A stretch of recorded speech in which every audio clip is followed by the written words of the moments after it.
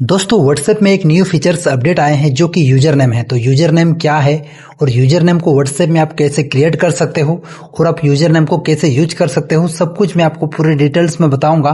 तो वीडियो में आप शुरू से लेकर अंत तक बने रहिए, वीडियो को थोड़ा भी स्किप मत कीजिए। तो चलिए वीडियो को शुरू करते हैं और जानते हैं। तो सबसे पहले मैं व्हाट्सएप ऐप को ओपन करता हूं। तो व्हाट्सएप ऐप को मैं ओपन कर लेता हूं। व्हाट्सएप ऐप को ओपन करने के बाद यहाँ पे आपको राइट कॉर्नर में देखने को मिल रहे हैं 3 डॉट ऊपर साइड में, तो इस पे आपको क्लिक करना है। इसके बाद सेटिंग्स पे क्लिक करना है और यहाँ पे अकाउंट पे क्लिक करना है। इसके बाद यहाँ पे देख सकते हैं यूजर नेम। तो यूजर नेम क्या है, जैसे कि आपका फेसबुक में आपका यूजर नेम होता है, इंस्टा में आपका यूजर नेम होता है, इस तरह से व्हाट्सएप में भी यूजर नेम को अपडेट कर दिया है। तो यूजर नेम पे मैं क्लिक कर लेता हूँ। यूजर नेम पे क्लिक करने के बाद यहाँ पे देख सकते हैं क्रिएट यूजर नेम।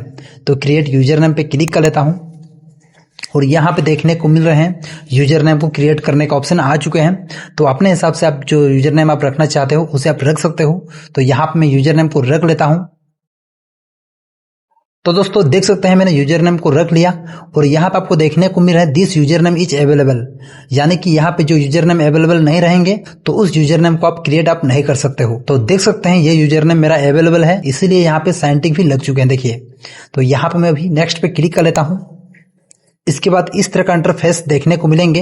तो यहाँ पे आपको कंफर्म करना है। तो यहाँ पे मैं कंफर्म पे क्लिक कर लेता हूँ। कंफर्म पे क्लिक करने के बाद इस तरह का इंटरफेस देखने को मिलेंगे। तो यहाँ पे आपको नेक्स्ट पे क्लिक करना है।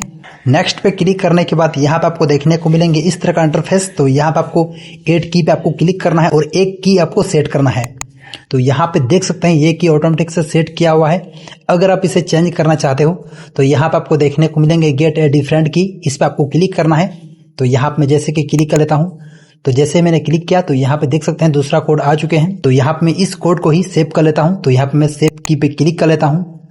तो यहाँ पे देख सकते हैं ये की मैंने सेव कर दिया है। इसके बाद यहाँ से भी बैक कर लेता हूँ और मैं आपको इस यूजर नेम को यूज करने बताता हूँ।